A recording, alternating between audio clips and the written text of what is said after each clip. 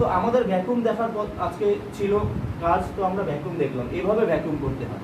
এই অবস্থায় যদি দেখি কোথাও দিয়ে হাওয়া ঢুকছে না, তাহলে আমি 10 মিনিট 15 মিনিট অপেক্ষা করে যদি গ্যাস দিয়ে দিই, তাহলে কিন্তু কুলিং চেম্বার ঠান্ডা হওয়া শুরু হয়ে যাবে। তোমাদের গ্যাস চার্জিং এর একটা পদ্ধতি দেখিয়ে দিলাম, গ্যাস দেবো না, বাট এর থেকে আর কি বোঝাতে পারি, অলমোস্ট একটা আইডিয়া তো দিয়ে দিলাম। তাহলে তার আগে আমি কি করেছি, এখানে ঝালাই করেছি, যেখানে যেখানে ঝালাই করা সেখানে ঝালাই করেছি, লাইনটা পরিষ্কার করে ঝালাই করেছি। এবার ভ্যাকুয়াম করে গ্যাস দিলে কিন্তু আমার ফ্রিজ ঠান্ডা হয়ে যাবে।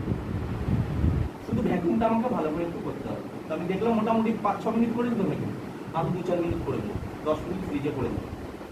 প্রথম 2 মিনিটে দেখবে -29 কাটা চলে আসে, 2 মিনিটও লাগবে না, 1 মিনিটের মধ্যে চলে আসবে।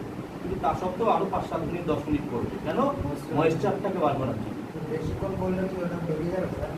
কনডেন্সার থেকে যাবে না না, যদি এটা থাকে অ্যালুমিনিয়ামের থাকে, তাহলে অনেক সময় বেঁকে যাবে, ব্যান্ড করে দেবে। কপার ব্যান্ড হয়, কপার ব্যান্ড হয় না, আর এই ব্যান্ড হয়। তাহলে আমি যেটুকু বুঝছি কাটা দাঁড়িয়ে আছে, মানে আমাদের ভ্যাকুয়াম এখন লজিক্যালি সাকসেসফুল।